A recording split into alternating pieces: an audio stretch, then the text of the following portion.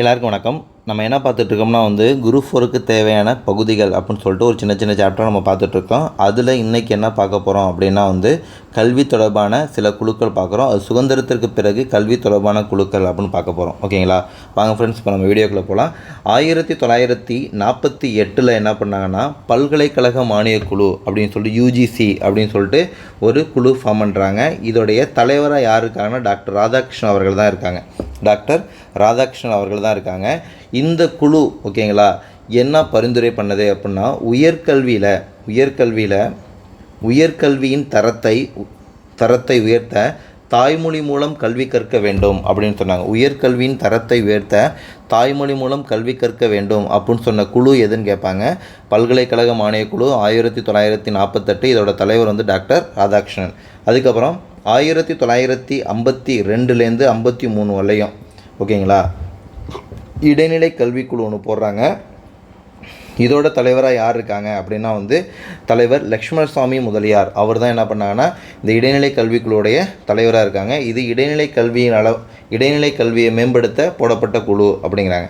அதுக்கப்புறம் 1964 ஓகேங்களா 1964 டிஎஸ் கோத்தாரி தலைமையில் ஒரு குழு ஃபார்ம் பண்ணுறாங்க. டிஎஸ் கோத்தாரி தலைமையில் என்ன பண்ணுறாங்கன்னா ஒரு குழு ஃபார்ம் பண்ணுறாங்க.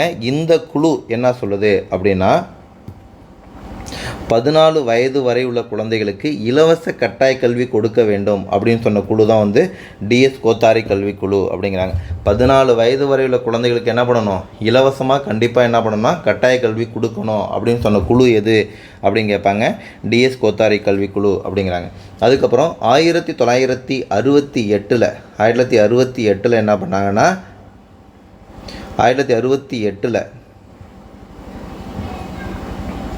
முதல் கல்வி குழு ஃபார்ம் பண்ணுறாங்க. முதல் கல்வி கொள்கை ஒன்று போடுறாங்க. இது என்ன சொல்லுதுன்னா நாடு முழுவதும் ஒரே மாதிரியான கல்வி முறையை அறிமுகம் செய்தது அப்படிங்கிறாங்க. அதாவது 10th +2 +3 இந்த முறையை எப்பொழுது அறிமுகம் பண்ணது அப்படின்னா 1968 இந்தியா முழுவதும். ஓகேங்களா? இதோட நோக்கம் பொதுவான குடியுரிமை, கலாச்சாரம், தேசிய ஒருமைப்பாற்றை வலியுறுத்தல் அப்படிங்கிறாங்க. பொதுவான குடியுரிமை, கலாச்சாரம், தேசிய ஒருமைப்பாட்டை வலியுறுத்தல் அப்படிங்கிறாங்க.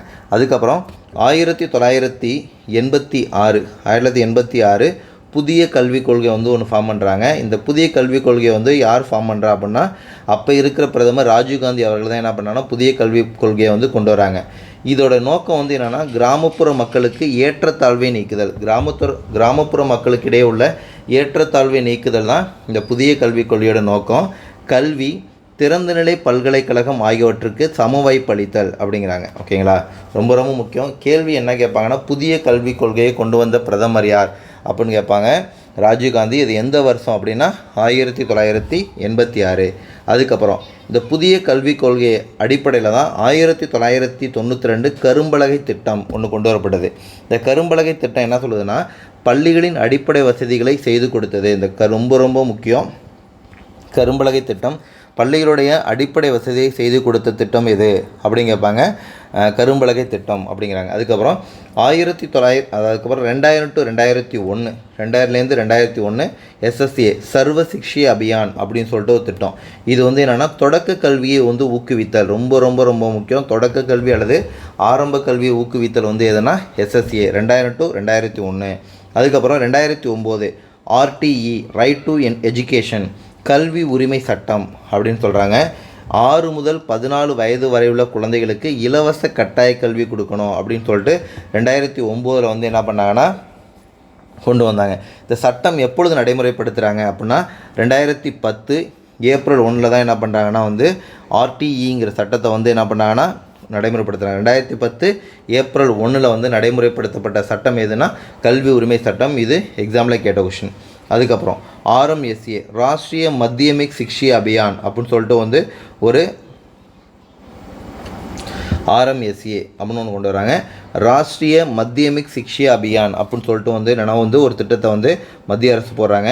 இது என்ன சொல்லுது அப்படின்னா 15 முதல் 16 வயதுக்கு உட்பட்ட மாணவிகளுக்கு இடைநிலை கல்வி அளித்தல் அப்படிங்கிறாங்க. 15லேருந்து 16 வயதுக்கு உட்பட்ட மாணவிகளுக்கு அல்லது மாணவர்களுக்கு இடைநிலை கல்வி அளித்தல் அப்படிங்கிறாங்க. இந்த RMSA வந்து எந்த ஐந்தாண்டு திட்டத்தின்படி கொண்டு வரப்பட்டது அப்படின்னு ஒரு கேள்வி கேட்பாங்க. 11வது ஐந்தாண்டு திட்டத்தின்படி கொண்டு வரப்பட்டது அப்படிங்கிறாங்க. ஓகேங்களா. அடுத்தது சமக்ரா சிக்ஷா அப்படின்னா என்ன அப்படின்னா எஸ்எஸ்சிஏனா வந்து என்னென்னா ஆரம்ப கல்வி அல்லது தொடக்க கல்வின்னு சொன்னோம்ல, அதுவும் RMSA இடைநிலை கல்வியும் சேர்த்து கொண்டு வந்த திட்டம் தான் எதுனா சமக்ரா சிக்ஷா அபியான். சமக்ரா சிக்ஷா தொடக்க கல்வி மற்றும் இடைநிலை கல்வியை வந்து மேம்படுத்துதல் அப்படின்னு சொல்லிட்டு என்ன பண்ணாங்கன்னா ஒரு இதை கொண்டு வராங்க. ரொம்ப ரொம்ப ஒரு முக்கியமான ஒரு கான்செப்ட்டு. ஓகேங்களா, கல்வி. ஓகேங்களா, இதை உங்களுக்கு பிடிச்சிருந்தால் லைக் பண்ணுங்கள், ஷேர் பண்ணுங்கள். தேங்க்யூ.